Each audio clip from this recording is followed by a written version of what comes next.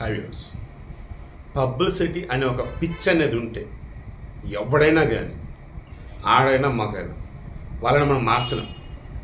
వాళ్ళ పబ్లిసిటీ కోసం ఏదైనా సరే చేస్తారు. నేను మరలా స్టార్టింగ్ అన్నా, పబ్లిసిటీ పిచ్చి అన్నా. పబ్లిసిటీ కావాలని అనుకోవటం వేరు, ఆ పబ్లిసిటీ లేకపోతే నేను చచ్చిపోతానేమరా బాబు అని అనుకోవటం వేరు. దాన్ని పిచ్చి అంటారు. ఇందులో రామ్ గోపాల్ వర్మ గతంలో ఫస్ట్ ప్లేస్లో ఉండేవాడు, అందరికీ తెలిసి. సంబంధం లేని విషయాల్లో కూడా జోక్యం చేసుకొని ట్వీట్ చేసేవాడు.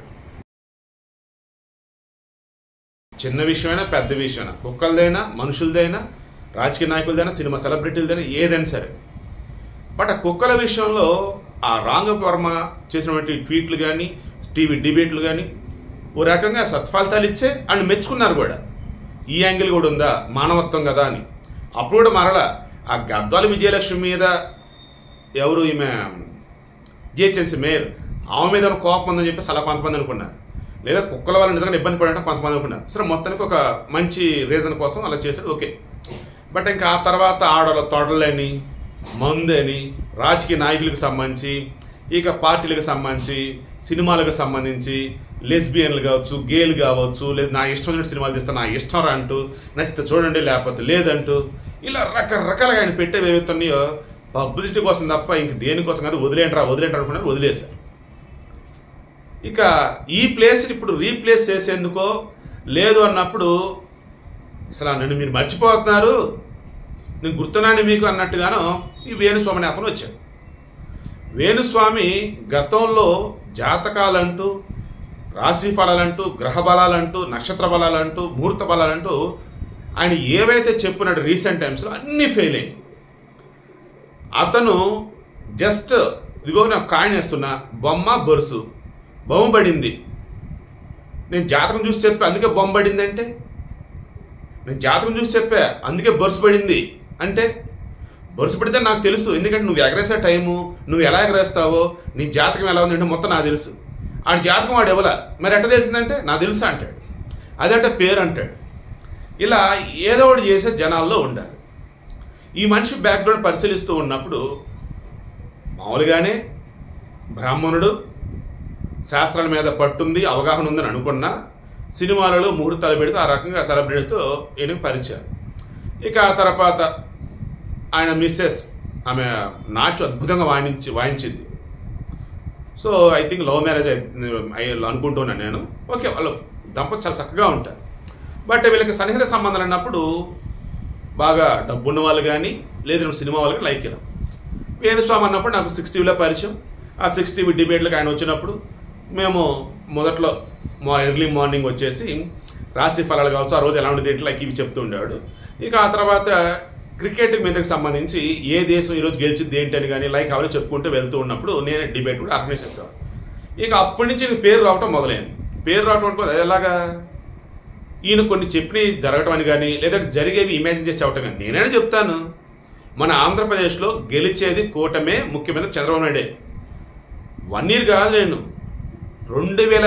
నేను ఛానల్ పెట్టింది నా YouTube channel cattles SP 2020 October 2న పెట్టా. నేను 2021 నుంచి ఇదే చెప్తూ ఉన్నా, జగన్ ఫెయిల్ అయ్యాడు, ఎక్కడ కూడా అనుకుని వెళ్ళలేడు, ఖచ్చితంగా మన చంద్రబాబు వస్తాడని చెప్పేసి. నా జాతకమా తెలుసా, అబ్జర్వేషన్ అంతే. అలా ఏదో కొన్ని అబ్జర్వేషన్ కొన్ని చెప్తాడు, అలా కొన్ని జరుగుతుండటం.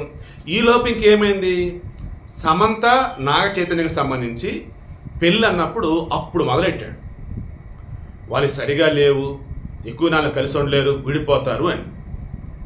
అండ్ అంతకుముందు గోగినేని బాబు ఆయన కూడా మిత్రుడే. సో ఆయన ఏంటి, ఆయన నాస్తికుడు అన్నట్టు, హ్యుమానిటీ మానవత్వం నేను నమ్ముతా అంటాడు. అతను ఈ జ్యోతిష్యాలు మూఢనమ్మకాలకు విరుద్ధం. అతను మహా టీవీ లైవ్లో ఈ వేణుస్వామికి అతనికి సంబంధించిన డిబేట్ లాంటిది జరుగుతున్న మూమెంట్లో ఐ థింక్ అవతల మోడరేటర్గా మూర్తి ఉన్నట్టున్నారు. అప్పుడు ఆ సమయంలో ఈ వేణుస్వామి చెప్పేవి ఏవైతే ఫేక్ అన్నట్టు అతను ప్రూవ్ చేశాడు.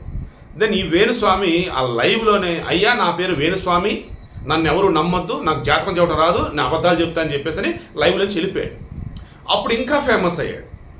ఇక ఆ మూమెంట్లోనే ఈ జాతకాలు చెప్తా, ఇవి చెప్తే ఇది చేసుకున్న మూమెంట్లోనే ఈ మనిషి ఇంకా ఎలా వెళ్ళిపోయాడంటే, ఒకప్పుడు ఎవరైనా ఏదన్నా అంటే బాధపడే మనిషి ఏంటో నాకు తెలియదు, ఎవరైనా బాధపడతారు, మేబీ ఆయన కూడా అయ్యి ఉండొచ్చు.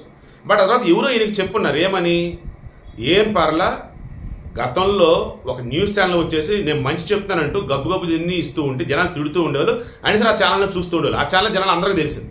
అలాగే ఇక్కడ కూడా మనం పాపులర్ అవ్వాలంటే జనాలు తిట్టినా పొగిడినా ఎలా అయినా సరే మనం ఉండాలి. అంటే మనం చేసేది కాంట్రవర్సీ కావాలి, లేదా మనం చేసేదాని వల్ల జనాలు ఎప్పుడు మన గురించి మాట్లాడుకుంటూ ఉంటారు. అది మొత్తం ఎవరు ఆయనకి నేర్పారు, లేదా ఆయన నేర్చుకుని ఉండొచ్చు. ఇక అప్పటి నుంచి వాళ్ళు గెలుస్తారంటారు, వీళ్ళు గెలుస్తారంటారు, త్వరలో వాళ్ళు చనిపోతారు, వీళ్ళు చనిపోతారు. మళ్ళీ ఆ చనిపోవడం కూడా ఎలా చెప్తే చాలా లాజికల్గా తమిళనాడులో రాజకీయంలో ఉద్దండరెడ్డి ఒకళ్ళు చనిపోతారు అన్నాడు, జయలలిత చనిపోయింది. సో నేను చెప్పేది జరిగింది అన్నాడు. జయలలిత పేరు ఆయన చెప్పలా, బట్ నేను చెప్పింది ఆ గురించే అన్నాడు, చనిపోయారు. అలా ఇంకొన్ని రాష్ట్రాలు ఇంకొన్ని ఇలా చెప్పుకుంటూ పోయినాడు. ఈలోపు ఆ పూజలు ఈ పూజలు అని తెలిసిన వాళ్ళ చేత అవి చెప్పుకుంటూ మళ్ళీ అందులో సెలబ్రిటీలు మంత్రులు వాళ్ళు ఉంటే మళ్ళీ ఆ పోస్టులను వైరల్ చేసుకుంటూ చూసారా నాకు అందరూ తెలుసు నేను నన్ను నమ్ముతారా లైక్ ఆ వేలో మొత్తం చేసుకుంటూ ఇక ఈయనకి సంబంధించి ఒక 2-3 యూట్యూబ్ ఛానల్స్ ఏమో తెలిసిన వాళ్ళు ఉన్నారు, ఆ 2-3 వెబ్సైట్లు ఎవరో ఉన్నారు, వీళ్ళు జర్నలిస్టులు కూడా ఉన్నారు. ఇక వాళ్ళు ఏం చేశారు, మనం పరంపర ఉన్నట్టు ఈయన హైప్ చేసుకుంటా పోయారు. అండ్ ఈయన చెప్పే వాటికి సంబంధించేసి జనాలు కూడా నమ్మటం మొదలెట్టారు. చివరికి ఎంత దూరం వెళ్ళింది అంటే ఈయన మాటలు విని బెట్టింగ్లు వేసి నట్టట మునిగిన వాళ్ళు కుప్పలు ఉన్నారు. అలా 2023లో బీఆర్ఎస్ గెలిచింది, కేటీఆర్ ముఖ్యమంత్రి అవుతాడు అన్నాడు, ఓడిపోయారు. తర్వాత 2024లో ఖచ్చితంగా జగన్మోహన్ రెడ్డి గెలుస్తాడు అన్నాడు, ఓడిపోయాడు. మన ఐపీఎల్లో సన్ రైజర్స్ హైదరాబాద్ గెలిచింది అన్నాడు, ఓడిపోయారు. మన వరల్డ్ కప్ గెలిచింది ఇండియా అన్నారు, ఓడిపోయారు. ఇలా ప్రభాస్ సంబంధించి సినిమాలు వచ్చేసి లైఫ్ అయిపోయింది, కథ ఇంకేం లేదన్నారు, అది కథం బ్రహ్మాండంగానే ఉన్నాడు. దెన్ మొన్న రీసెంట్ టైమ్స్ కూడా ఏం చెప్పాడు, ఇక నేను సినిమాలకు సంబంధించి రాజకీయాలకు సంబంధించి సెలబ్రిటీకి సంబంధించి నేను వాళ్ళ జాతకాలు కానీ జ్యోతిష్యం అని చెప్పేసి జోలికి పోను, ఒకవేళ నన్ను పర్సనల్ కలిస్తే నేను వాళ్ళకి సంబంధించి మాట్లాడతా చెప్తాను తప్ప ఇలా బయటకు రాను చేయను అన్నాడు. అలాగే నిన్న నాగ చైతన్య శోభిత యొక్క ఎంగేజ్మెంట్ జరిగి జస్ట్ కొద్ది గంటలు అవగానే నాగ చైతన్య శోభిత వాళ్ళ భవిష్యత్తు ఎలా ఉండబోతుందో నేను రేపు చెప్తా అని చెప్పేసి నేను పోస్ట్ ఒకటి పెట్టాడు.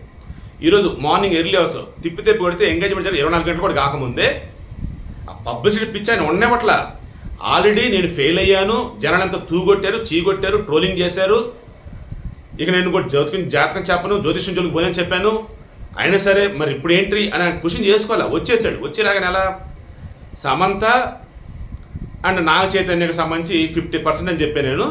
ఇప్పుడు నాగ చైతన్య శోభిత వచ్చేసి కనీసం 10% కూడా లేదు, ఇద్దరు కలిసి ఉండేది, ఇక మీరు ఆలోచించుకోండి అని చెప్తూ వీళ్ళిద్దరికి ముహూర్త బలం ఏదైతే ఎంగేజ్మెంట్ జరిగింది అది కరెక్ట్గా లేదంటూ, అండ్ వీళ్ళిద్దరికి సంబంధించి చూసుకుంటూ ఉన్నప్పుడు సరిగా అవి సెట్ కాలేదు, ఇది సెట్ కాలేదంటూ, వీళ్ళిద్దరు కూడా ఒక ఆడపిల్ల వల్ల మళ్ళీ విడిపోతారంటూ, చూడండి అసలు ఏదో సినిమా గడిచి టీజర్ లాగా ఒక ఆడపిల్ల విడిపోతారంటూ, 2027 వరకు బాగానే ఉంటారు, ఆ తర్వాత వాళ్ళు విడిపోక తప్పదన్నట్టు అని మొత్తం ఇది చేసుకుంటూ మళ్ళీ చివరిలో సాంప్రదాయాన్ని సుప్పుని శుద్ధ పోసని అన్నట్టు నా జాతకం తప్పైనా నాకు సంతోషమే, వాళ్ళు కలిసి ఉంటే చాలు, కానీ వాళ్ళు విడిపోయే అవకాశమే కనిపిస్తుంది నా జాతక ప్రకారం అని చెప్పేసి అన్నాడు.